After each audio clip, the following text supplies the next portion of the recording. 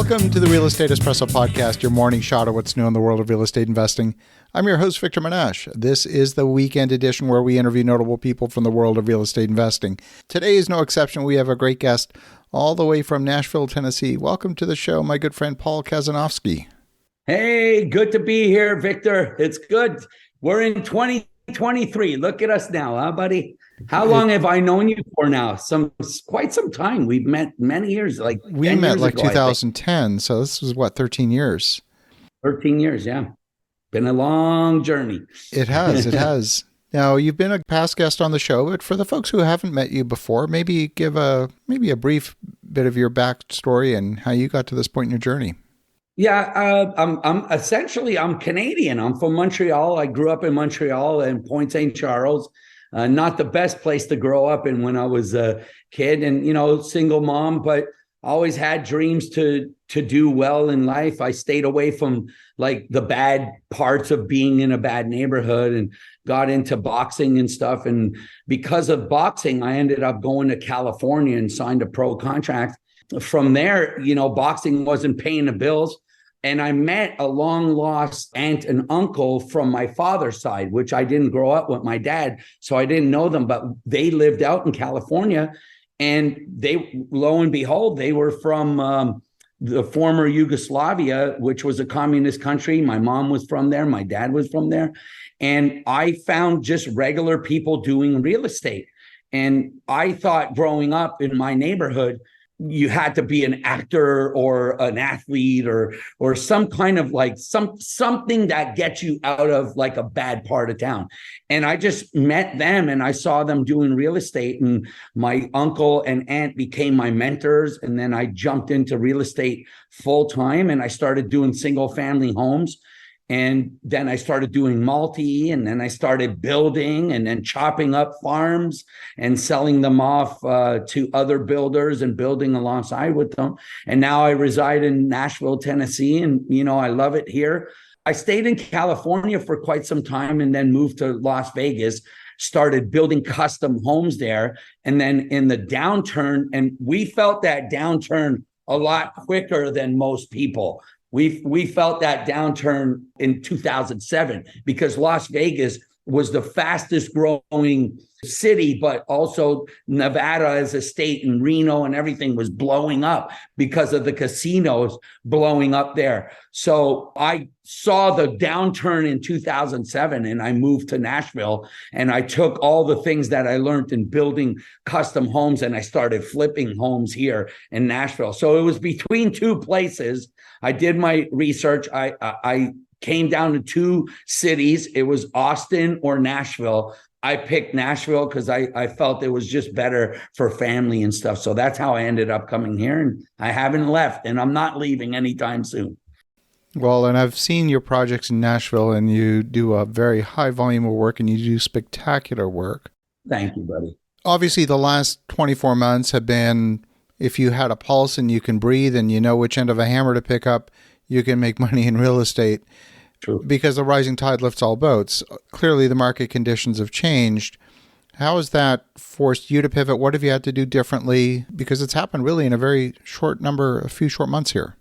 Yeah, historically, we've never seen this.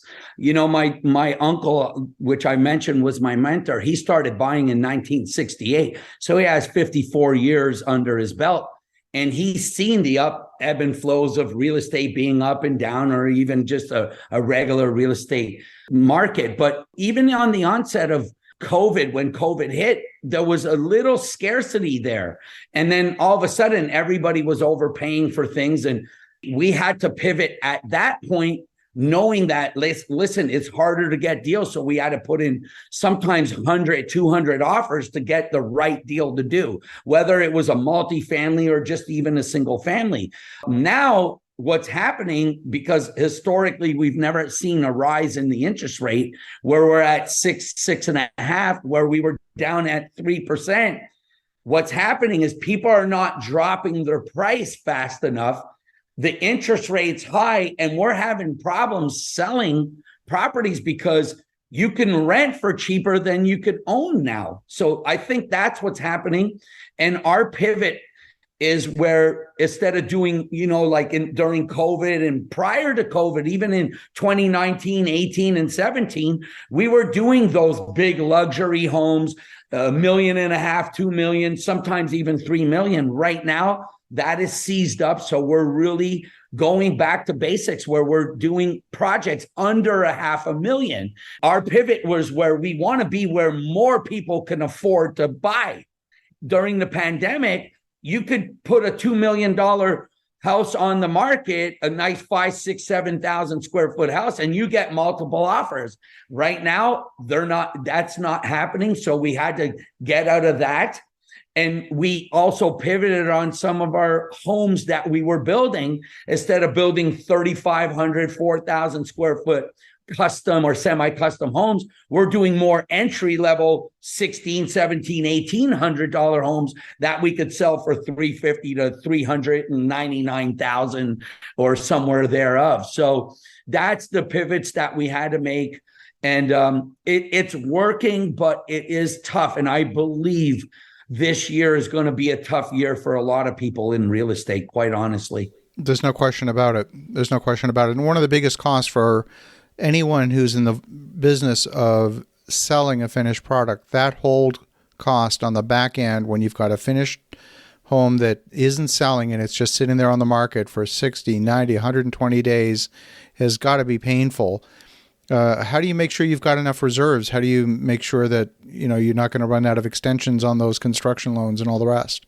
That's a great question. I mean, it's by doing volume. And I think, it's funny because I coach a lot of students and I've coached students in the past and myself even, where you look down the line and you're like, if you don't have something closing, enough closings, you're not going to be able to offset some of the things that are sitting on the market. So I'm seeing a lot of even my students that were doing very well in 2018, 2019 during COVID, where they're at a standstill right now because they can't sell some of their homes and they don't want to re-ante up, so to speak, to buy something because they don't have the money to offset if it doesn't sell. So I think doing the volume, but really starting to readjust and going back down to where the buying pool is bigger has helped us. And don't forget, for guys like you and I, Victor, I've been a frugal guy. I've made a lot of money in my career, but I'm not a fancy guy. Like even the house that I own, I bought it at a discount. I remodeled it. I rehabbed it. I got a good deal. So I practice what I preach. I don't just buy the stuff that I want without getting a discount. Even with my cars or anything I buy, I always look for a deal. And I think now more than ever, the pivot is, hey, if I don't get a good deal, I'm not buying. And I even readjusted my numbers on the homes that we're buying, even on a single family. I'm back down to 60% loan to value, 65 max loan to value. During the good times, we were going up to 75% loan to value. So that's how you offset those. And guess what? If you're hanging on to something, it's better to drop the price, make it, cause it to sell.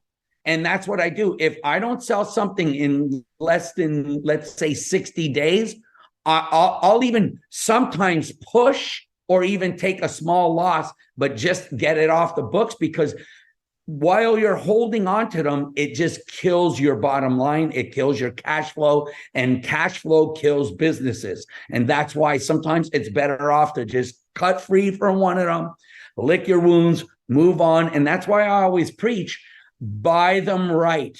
Buy them at 60 to 65% loan to value, or else when these turns that happen, which in historically, we've never seen a turn this way, but thank God I was able to buy them right. And some of my students got trapped in that bubble, and now they're suffering very dearly and not being able to make those payments, actually. So it's hard. Yeah, it's absolutely. I've seen so many transactions where people say, oh, that's the market. I've got to pay the market. And I'd say, no, it doesn't matter what other people are doing. You've got to stick to your knitting and make sure that you're comfortable with the ratios, with your underwriting rules, and don't change your underwriting just because the market's changed. Right. And I did, even during COVID, when everybody was overpaying, I'm not going to say we didn't overpay at times, but I knew that we were going to get a multiple offer, so I could adjust the numbers and still stay within a very reasonable profitability on that project or property.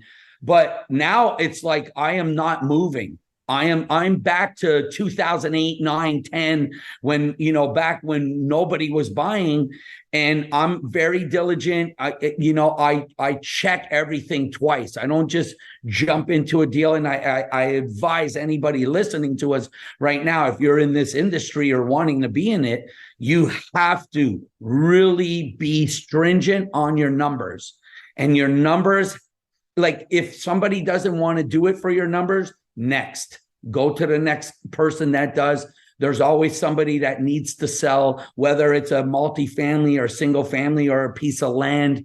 The one good thing I could say in terms of building is if you build an entry level home, like a 16, 17, 1800 square foot home, the materials are down from COVID. So we're still seeing, I just sold, we built 9 new homes that we bought the land and stuff. So we went ahead and built, but because the materials and some of the labor came down, we're very hard on labor. We have our own guys, so we can pivot there and tell them, listen, we can't pay you what we were paying you in 2019, 2020, 21. If you guys still want work and you want to adjust with us and pivot with us, you might have to take your profit down a little bit and help us get through this tough time. And it's just about talking to your people and having the right people and sphere of influence around you. But with the materials down and the labor, you can hold down a little bit where they could still feed their families and do well, but you can still make a profit. Then building, you still could do it, but to build some of these semi-custom or custom homes that we were doing in the last 3-4 years, I wouldn't do it. I would stay away from that right now. One of the things that's been driving the Nashville market for years has been the influx of population. And I don't know if my number is current, but I've heard many times that the average was 120 people a day moving into Nashville. I don't know if that's still accurate. Have you seen those migration numbers change in the last year? Is it up? Is it down? How is that affecting things? Yeah, it's definitely changed. And what we're seeing is, do we still get showings? Well, yeah, because I still go by what my motto from the day I started in real estate is, I have to be the best house with the best finishes with the best price. And now more than ever, this stands truth. So I'm still getting a lot of showings, but what I'm also noticing is people are not putting in offers quickly, and people are kind of holding back because you actually could rent for less than what you could own. It used to be where you would want to buy a home because it was cheaper at 3% or 2.8% or even 4%. Now, with it being at 6.5% and climbing, and there's still fear of it going up to, I've read up to about 8 to 10% in some of the papers and news channels I've been hearing. But I don't panic. I just adjust. And I'm a positive guy by nature, and I've been doing this a long time. I know you have. A lot of people listening to this podcast probably been doing this a long time. So we can't stop. This is what we do. We just have to pivot and understand our numbers better and get more into the buying pool where more people could afford. And that's really what we did. We put the brakes on a lot of the bigger deals that we were going to do. And then we went back down to the entry level type stuff, under $500,000, 300,000. Anything under 300,000 is still getting offers, but they're not getting offers like 10, 15 offers like we were getting. We might get 1, maybe 2 offers.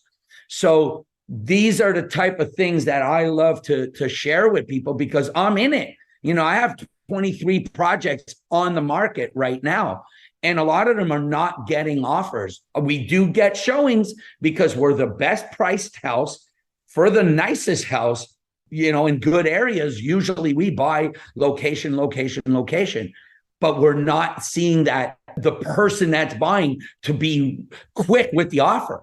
And what happens, what you said on the onset here of this podcast is, it starts costing you if you have hard money or bank money, and all of a sudden we're seeing our profits really get tighter and tighter. And on some of the projects, quite frankly, we don't see a profit. And there's been even 2 or 3 of them where we actually lost money, which quite honestly, in 679 documented deals that I've done in my career, single family homes, not multi, but 679 documented deals, not some guru in a suit with a tie telling you how he did these deals. I actually did them and I have proof of them. I usually don't lose money on my deals because I'm diligent on my numbers. Even as diligent as I've been, some of the stuff that's happening in the market has even hurt us. And I'm just honest about it. I don't want to be the doom and gloom guy. Market's dead. It's not dead. You just have to implement some of the things that we're talking about. And you should still be able to, I hate to use this word, but survive past the hard times, because no matter what, and Victor, you know this better than anyone, markets change and you just have to pivot and change with the market, but you don't stop what you're doing. You just have to pivot.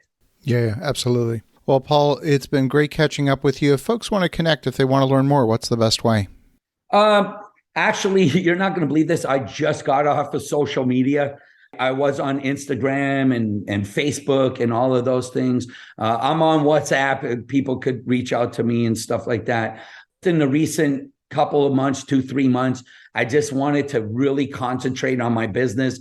I spent a lot of time, with a lot of people, students and people in a disarray, so to speak, with this business called real estate investing right now. And I really had to just get off of all platforms and literally go refocus and just like put in offers. And that's what I've been doing a lot. So, but you could get me on WhatsApp, LinkedIn. You guys could give them my number if they really want to hear from me more. Well, what we'll do, I'll be back on Instagram and Facebook very soon. I just needed to really hone in, and we set goals, and and I just wanted to do what I did back in 2007, 8, 9, 10, where I was just involved. I'm more involved now than I was in the past 10 years. I love the frank conversation. And what we'll do is, for the listeners at home, we'll connect you with Paul Kazanofski via LinkedIn. The link will be in the show notes. And thank you for the perspective. And in the meantime, have an awesome rest of your weekend. Well, go make some great things happen, and we'll talk to you again tomorrow.